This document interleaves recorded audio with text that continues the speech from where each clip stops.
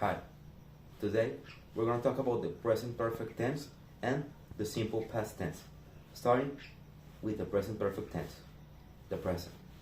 The present is considered maybe the most important time of our lives because it's the only time or moment we can actually appreciate or live in. Because of that, we think it's very important to know the correct use of all of these time variations, structures, and forms.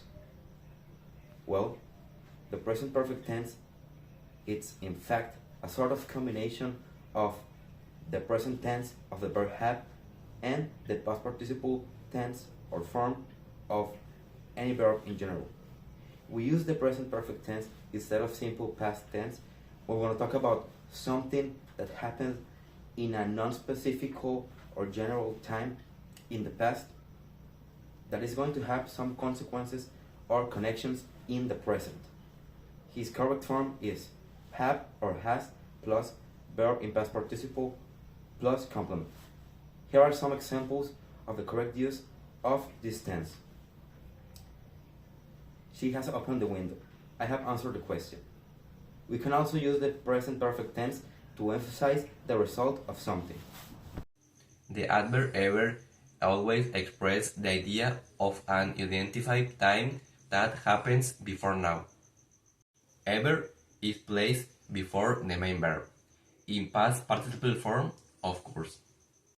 The ever adverb is used in many situations. For example, in questions, have you ever been to Paris? Or has he ever met the president? In negative questions, for example, haven't you ever been to China? Or with the auxiliary the first time. For example, it's the first time that I have ever eaten snails. Something very similar happens with never. It means no time before now. Already smiling used to refer an action that has happened at a unspecified time before. Ivy already bought one beer this morning. It's also used in question form. For example, has I finished his essay already? Have you already written to John? Already can be used before the main verb or also at the end of the same sentence. No yet. Yet is smiling in negative sentences and a question.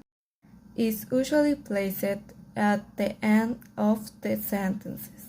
Express something that hasn't happened or refer to a time that started in the past and continues now.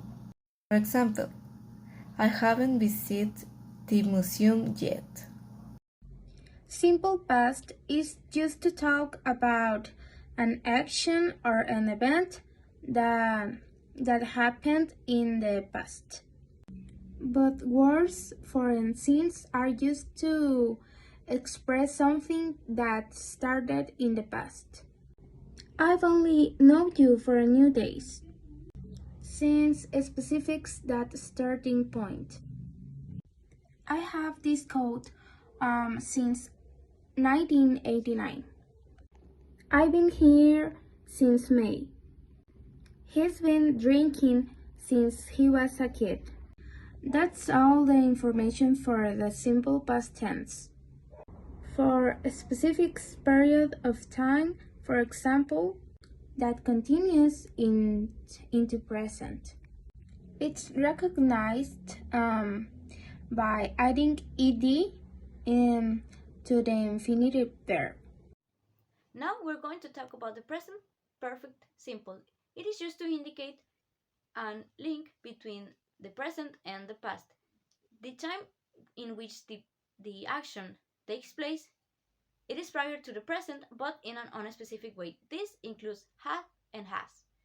The past simple is when we use or put the ed or d at the end of a word because we're talking about the past. when we're trying to make a sentence, we this is the formula we got to use. Pronoun plus the present perfect simple plus the past simple. We can also complement the sentence with already, have, already, ever, never, and yet. When we're talking about already, it is to indicate an idea or an action that has already happened. An example is I have already been in Japan, Tokyo, France, or whatever you want to say. When we're talking about ever, which means alguna vez, it is to indicate an idea of an unidentified time before now. An example is nothing has ever happened to me. When we're talking about never, it is to indicate an idea or action that hasn't happened and it's not going to happen. Like an example, I have never been there. When we're talking about yet, it is to indicate an action or a situation that hasn't happened but it is going to happen. Thank you.